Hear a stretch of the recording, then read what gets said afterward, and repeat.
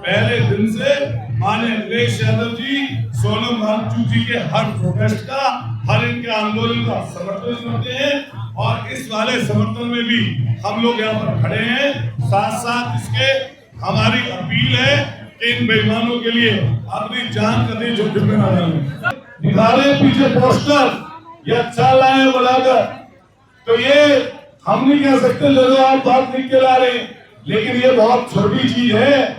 ये तो इससे बड़े हैं लोग, ये बड़े खलीफा हैं। और सोचिए ऐसा देश में इनको मुसलमान कर दिया, देश में हिंदू मुसलमान पर भाषण देते हैं। और अगर सऊदी का, अगर कतर का शेख आता है कोई, तो सबसे पहले अगर भाएं फैलाए, अगर कोई उसकी तरफ दौड़ता है तो हम हमारे देश के प्रधानमंत्री को दौड़ते क्या देखते हैं, नहीं देखते बताइए। नीट के एग्जाम के लिए जो आपने मुहिम चलाई और आप जो शिक्षा मंत्री के, केंद्रीय शिक्षा मंत्री के खिलाफ ये जंग लड़ रहे हैं, ये आपकी लड़ाई नहीं, ये सिर्फ हमारी लड़ाई नहीं, आप उन लोगों के लिए लड़ाई लड़ रहे हैं जिनको सही मायने में कई लोगों को यह भी नहीं पता कि आप उनके लिए लड़ रहे हैं। लेकिन देश बहुत बड़ा है, 150 करोड़ की आबादी का देश है। ये पक्का मान के चलिए, यहाँ पे जब हलचल होती है तो हलचल बड़ी जब होती है तो बड़े बड़े लोगों के सिंहासन हिल जाते हैं। ये आप पक्का मान के चलना। ये लोग बेशक आपको बेशक ये लग रहा होगा कि इनको पता नहीं है, लेकिन जो तानाशाह होता है वो बहुत डरपोक होता है। पता चलता है इस बात का, ये हमें किसी ने बताया कि अगर प्रधानमंत्री जी के रसोईया है तो उस पर भी शक होता है, उसे भी हफ्ते दर हफ्ते बदल दिया जाता है। तो डरपोक और डरे हुए लोग हैं। तो आप ये पक्का मान के चलना, ये जो प्रोटेस्ट आप कर रहे हो ऐसा हो नहीं सकता। देश के सबसे बड़ी गद्दी पर बैठे हुए तानाशाह को हर दिन यहाँ की रिपोर्ट में जाती है, हर दिन रिपोर्ट यहाँ की जाती होगी और वो हर दिन व्याकुल और परेशान होता होगा। बेशक ऊपर चेहरे पर वो कुछ दिखाए और कुछ ना बोले, लेकिन ये ऐसे ही लोग हैं जिस भगवान रामचंद्र जी की नाव पर बैठकर इन्होंने अपनी चुनावी नैया पार लगाई। 90 के दशक से लेकर और आज तक, केंद्र से लेकर प्रदेश तक, प्रदेश से लेकर केंद्र तक सत्ता के शिखर पर पहुंचे ये ऐसे निरंकुश और ऐसे तानाशाह लोग हैं। इन लोगों ने मंदिर को भी नहीं बख्शा, उसके पहले चंदे को खाया और उसके चढ़ावे को भी खाने का काम यही लोग कर रहे हैं। इसलिए मैं इनको कहता हूँ कि बेशर्मी की हदें पार कर गए।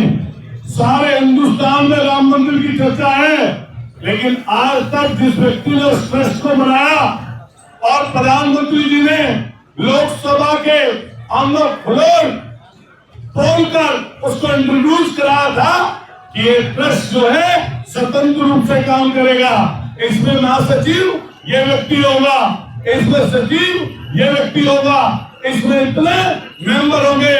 लेकिन आज तक प्रधानमंत्री जी ने और चंदा चोरी और चढ़ावे के बारे में शब्द नहीं बोला। इसलिए मैं सोनम वांगचुक जी के एक भाई सुन रहा था, उसमें उन्होंने उनसे पूछा कि आप बताइए, शायद वो ललन टॉप वाले थे पहले, ग्रेडी जी, जो वो दूसरे चैनल में, उन्होंने इनसे सवाल किया।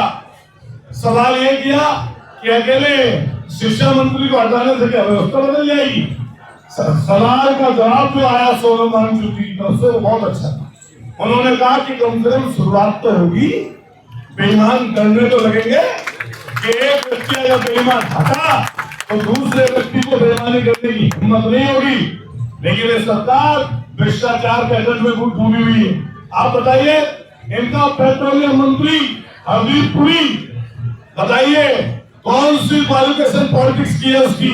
क्या पार्षदी का चुनाव लड़े, क्या मेंबरी का चुनाव लड़े, क्या चेयरमैनी का चुनाव लड़े, क्या सांसदी का चुनाव लड़े, क्या विधायकी का चुनाव लड़े?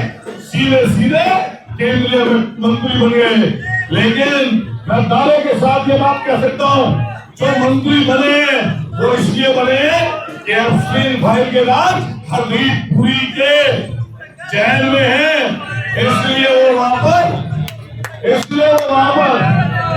इसलिए वो वहां पर जमे हुए हैं।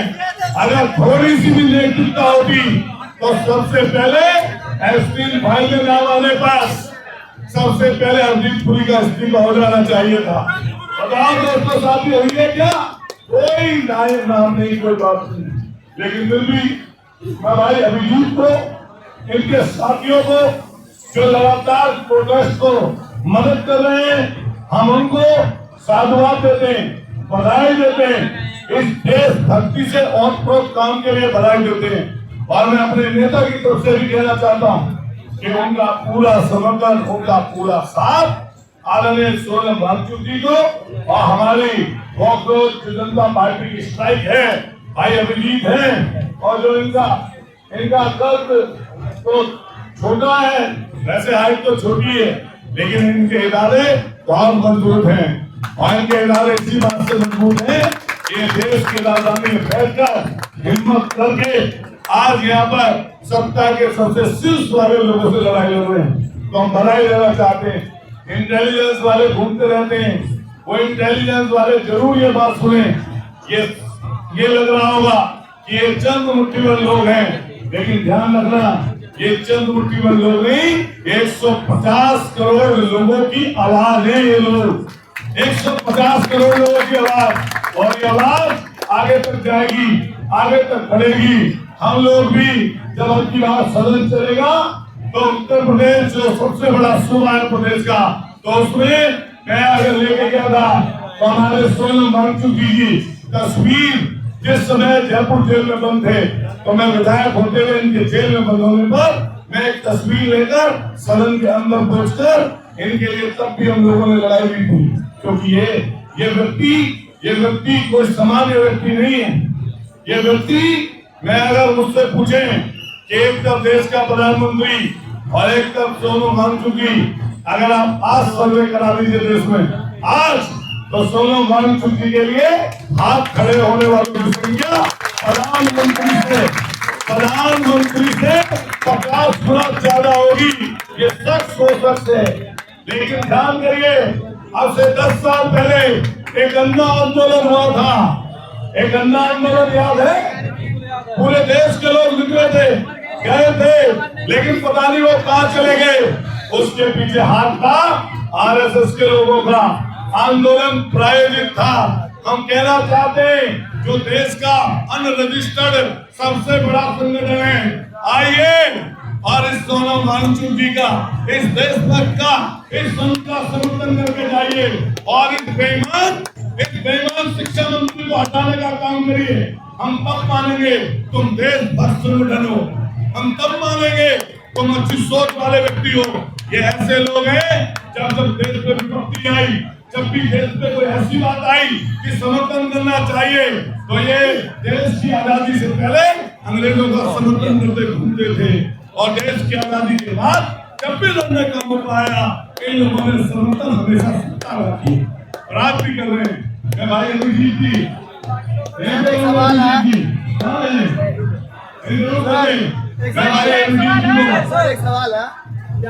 मैं अभी भाई अभिजीत जी को बधाई देता हूँ और जितने हमारे वीडियो बनाइए, ये ध्यान रखना, आजकल एक वीडियो भी न रहने काम हो जाती है। तो आप जो कोई ऐसी चीज छोड़िए मत, कोई पल मत छोड़िए, पता नहीं कौन सी चीज निकल के आ जाए।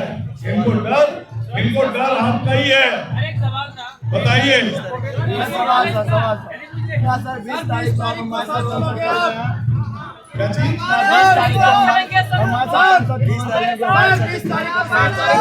हम लोग 20 तारीख को छोड़िए, हर दिन आपके समर्थन में है। जब 20 तारीख को आप होंगे तो हम लोग आपके साथ खड़े रह रहे हैं।